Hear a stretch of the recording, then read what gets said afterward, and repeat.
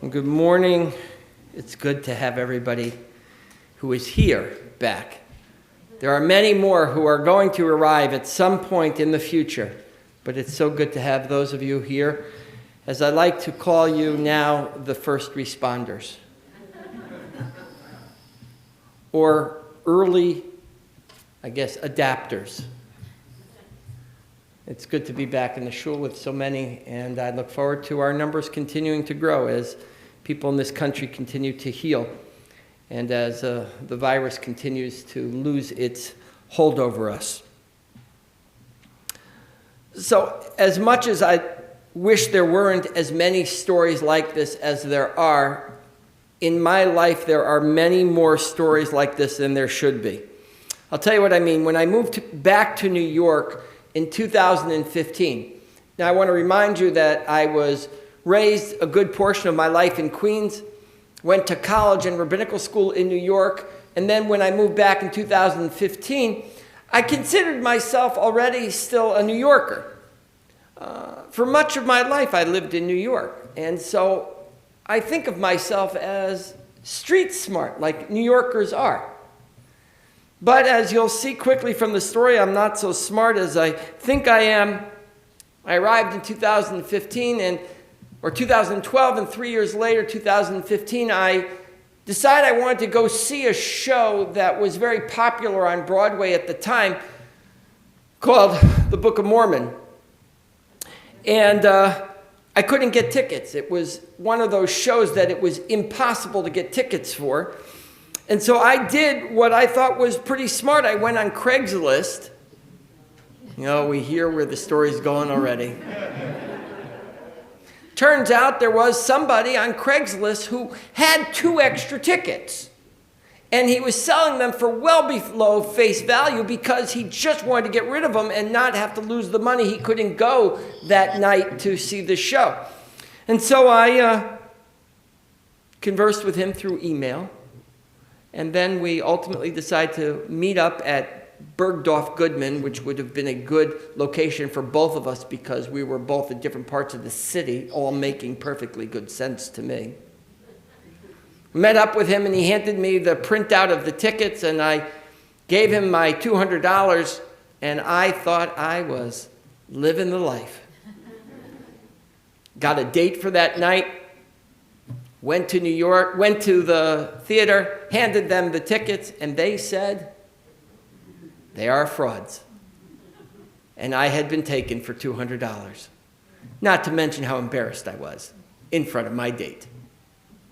But it didn't matter because, you know what, it was worth the try. It was worth the chance. And you know what they say after all, right? Fool me once, shame on me. Nope. Fool me once, shame on you. That guy took advantage of me. But I'll tell you, to this day, I haven't gone on Craigslist again to find tickets to Broadway shows. It's a good tale, because I'm not going to be fooled twice.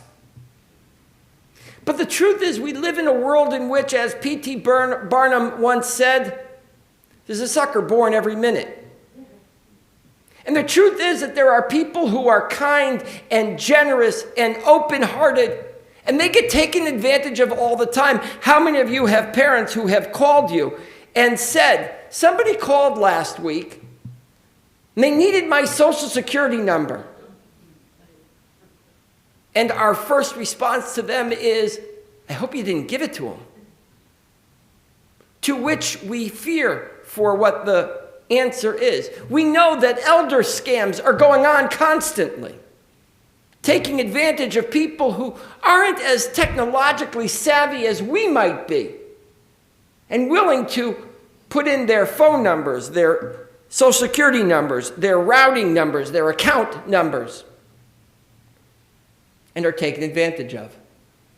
You see, the world is made up of probably 2 different types of people. Those who are willing to take advantage of other people and those who aren't. And then those who respond are probably in 2 categories as well. Those who can be taken advantage of and those who are afraid of everybody. So I want to suggest to you today that there is a 3rd category of people, and that is you can be wary of everybody, But you don't have to be afraid of everybody. You can be protective of self, while at the same time be open-hearted and loving and caring and kind and generous. And sometimes when you are that way, you will get burned. But hopefully you will survive. There are two stories that occur in this morning's Parsha that I think are instructive for us. There's a moment when a guy named Yehoshua ben Nun, a guy named Joshua, a guy who will become the leader of the Jewish people and take them into the Holy Land, waging war on enemies. He is the man who will come back from looking out at the land and seeing if they can conquer it. And he'll come back with a positive outlook. He'll say, along with his friend Kalev, that we can do this. It's big and beautiful. It's full of fruit and milk. And we can do it. But as a young child, we have a story of Yehoshua ben Nun. He sees these two other men in the camp of Israel named Eldad and Medad. And they are prophesying throughout the encampment. And the boy comes running. This little boy comes running. Na'ar, it says, a youth.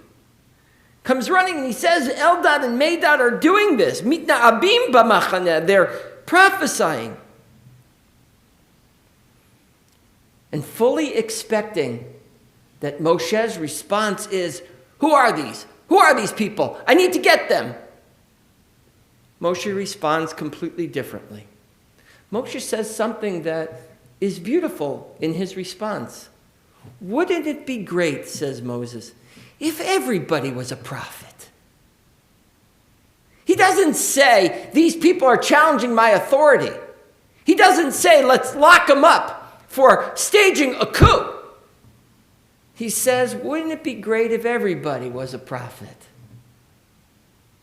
Moses, the guy who has been attacked both by God and by the Jewish people, when sees these two young men prophesying, says, wouldn't it be great if everybody would be prophets? It'd make my life a lot easier, and the Jewish people would be much better. He doesn't go on the attack, and he teaches Joshua an incredible lesson.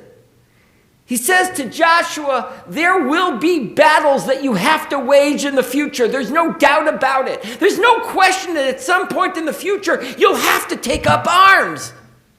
But this isn't the moment. You got to know the difference between the times when you're truly attacked and the moments in which nobody's up against you. You don't need to get defensive. And then there is a second story that occurs in this morning's parsha. V'tidaber Miriam ve'Aaron b'Moshe al odot ha'isha kushit asher lakach ki isha kushit lakach. There is a moment when Aaron and Miriam speak about Moses' choice in spouse behind his back. An actual personal attack on Moses by the two people who he thought always had his back. There is a personal affront. And Moses has every right in this circumstance to get angry, to become defensive, to go on the attack, and ask God to help him in this battle. And the story continues. Ve'anan sar me'al ha'ohel.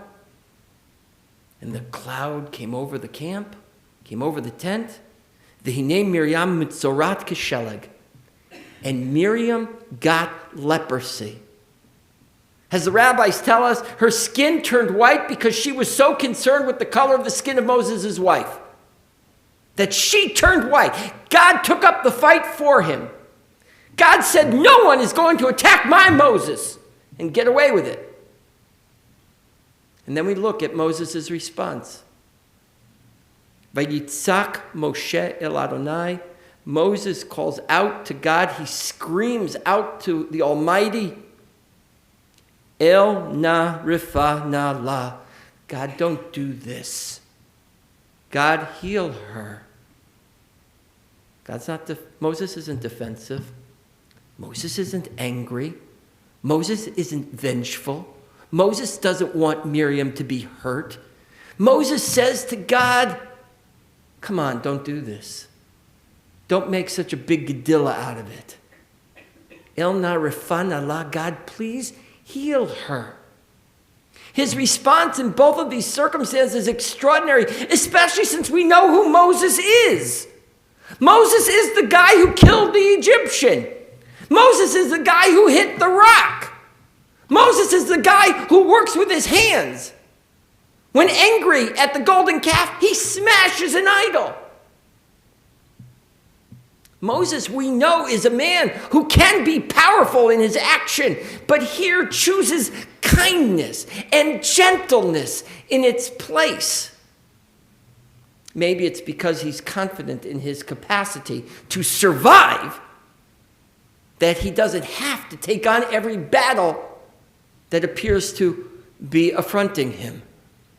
Maybe it's because Moses knows that when discarded by his parents at birth, found a way to survive. When living as an outsider in the Egyptian kingdom of Pharaoh, he learned how to survive. When becoming a nomad, fearing for his life, he learned how to survive. See, ultimately, that's the lesson we each all have to learn for ourselves. And that is the confidence in our ability to survive as a people, as individuals. We need to have the confidence to know we will survive. And then every attack won't be personal. We can say, it's okay. We can relax. We can turn down the volume. We can take it easy. We can get along with each other. Look, I don't know about Eldad and Medad. I don't know if they were staging a coup, but I think Moses' response of dismissing them was quite powerful. I don't know if Miriam and Aaron had an alternative agenda in the hopes of bringing Moses down, but Moses' response of praying for them is a good one. I hope that in each and every circumstance in which I find myself, in which you find yourself, in which we feel attacked, we can take a breath and instead pray for those people who are on the attack and ask ourselves the question, what's motivating them? And are they really going to bring me harm? Look, I wish there were people out there who weren't trying to scam other people. Identity theft is a real thing, and it can do real damage to people's lives.